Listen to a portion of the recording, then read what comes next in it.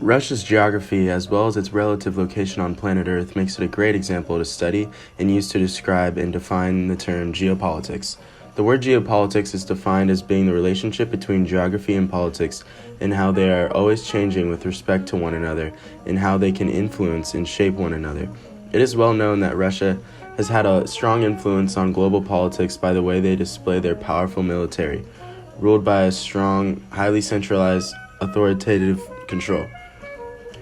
When we dive deeper, we can start to see and understand the several reasons why this type of government and ruling has prevailed for so long. The factor that has the largest influence on how a country runs and performs is based on their location on the earth regarding the geography and the territory of which the nation resides. Russia is a great example to delve into when talking about geopolitics because its immense size and relevancy. Being the largest country by square feet and occupying 11 different time zones, it makes sense that Russia has a plethora of natural resources. The country's dominant position as a leading extractor and exporter of oil and gas has been a strong influence in Russia's race to reclaim its Soviet-era role as a force to not mess with on the global stage. Another unique aspect regarding Russia is the fact that they're lacking natural boundaries. From early on, Russia has been obsessed with the size of its territory, constantly testing its somewhat loose and flexible borders. In 1991, when the Soviet Union fell and the country split into 15 countries, we can see that the seriousness of Putin's motives after he exclaims that that was the major geopolitical disaster of the century.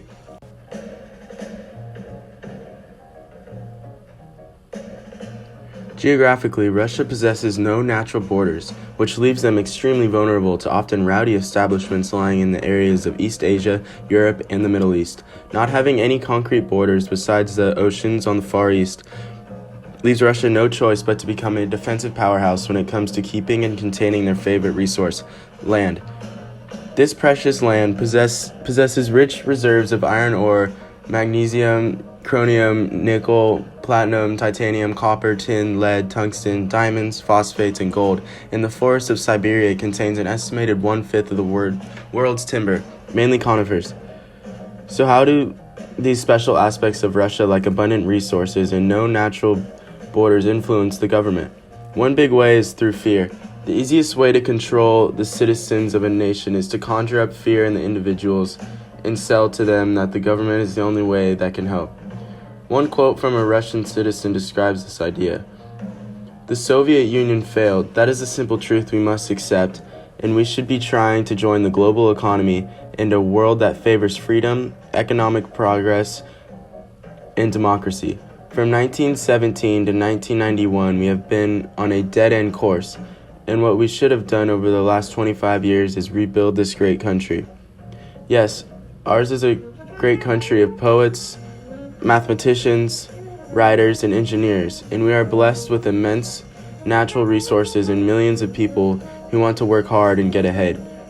But we have to get over this paranoia that is unfortunately perpetuated by our own leaders. While many of us live in poverty, lack proper health care, vote in elections that are meaningless, and have no real economic prospects, our government keeps distracting the people with talk about external threats and keeps playing on our feelings of national pride. It still works for the older crowd, but the young people I know here in the city are not impressed. All the money spent on new military bases in the Arctic or on sending our troops to Syria would be much better used if we invested in the economy or better healthcare. Maybe then, in the end, we could compete economically with the West and with China.